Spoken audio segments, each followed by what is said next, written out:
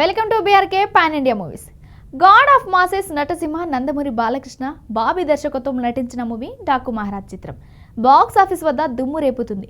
తెల్లవారుజాము నుంచే ఈ సినిమాకు పాజిటివ్ రివ్యూస్ రావడంతో థియేటర్ల వద్ద అభిమానులు సంబరాలు చేసుకుంటున్నారు. డైరెక్టర్ బాబీ కొల్లి దర్శకత్వంలో బాలయ్య నటించిన ఈ సినిమా ఇప్పుడు బాక్స్ ఆఫీస్ వద్ద విజయవంతంగా దూసుకుపోతుంది.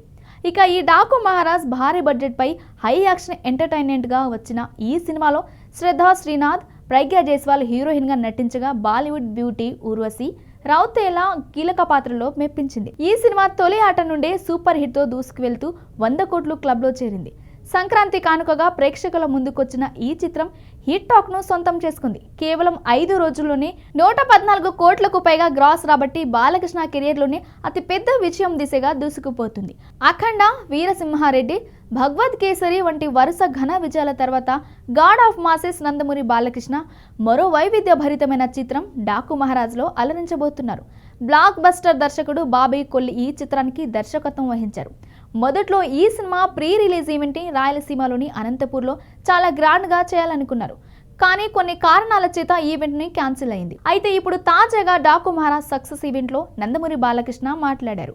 జనవరి 22న అనంతపురంలో డాకు మహారాజ్ విజయోత్సవ పండుగ నిర్వహించనున్నట్లు ఆయన తెలిపారు. తాను దైవాన్ని నమ్ముతానని, అలాగే తల్లిదండ్రుల ఆశీర్వాదము, కళమ్మ తల్లి ఆశీర్వాదము ఇవన్నీ కలగలిపితే ఒక డాకు మహారాజ్ అని చెప్పారు.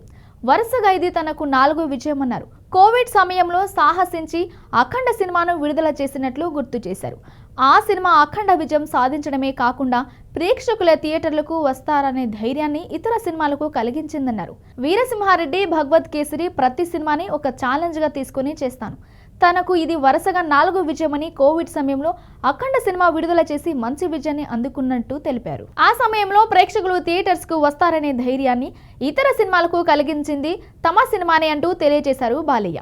ఆ తర్వాత వీరసింహారెడ్డి, భగవద్ కేసరి సినిమా ఇలా ప్రతి చిత్రాన్ని కూడా తాను ఒక ఛాలెంజింగ్ గా తీసుకుని మరీ చేశానని వెల్లడించారు. తన చిత్రానికి పనిచేసిన ప్రతి ఒక్కరికి కూడా కృతజ్ఞతలు అంటూ వెల్లడించారు బాలయ్య. అలాగే ఈ చిత్ర బృందానికి కూడా ఆయన కృతజ్ఞతలు తెలిపారు. దీంతో పాటు ఆయన కీలక విషయం వెల్లడించారు. తిరుమల ఘటన నేపథ్యంలో అనంతపురంలో తలపెట్టిన ప్రీ రిలీజ్ ఈవెంట్లు నిర్వహించలేకపోయినామన్నారు. అందుకే జనవరి 22న అనంతపురంలోని విజయోత్సవ పండుగను జరుపుకోవాలని నిర్వహించినట్లు చెప్పారు.